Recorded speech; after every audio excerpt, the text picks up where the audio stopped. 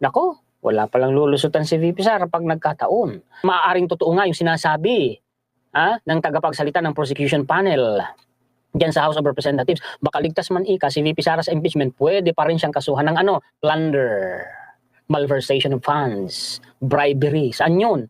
Sa ombudsman. Kabilang sa mga nakasaad sa articles of impeachment ang mga deposito, naku po, sa bangko ni VP Sara na labis-labis sa kanyang kabuang sweldo noong umupo ito bilang vice presidente o alkalde at kalaunan ay alkalde ng Davao. Yari ka kung sakaling totoo yan.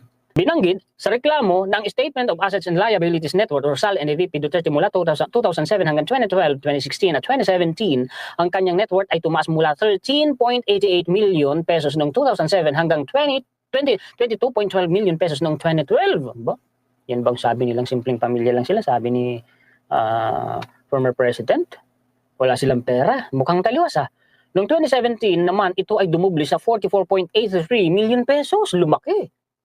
Nakasaad sa post ni Igan sa social media.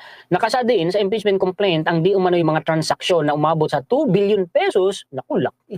Mula 2006 hanggang 2015 na lumilitaw sa joint account nila ng kanyang ama na si dating Pangulong Rodrigo Roa Duterte.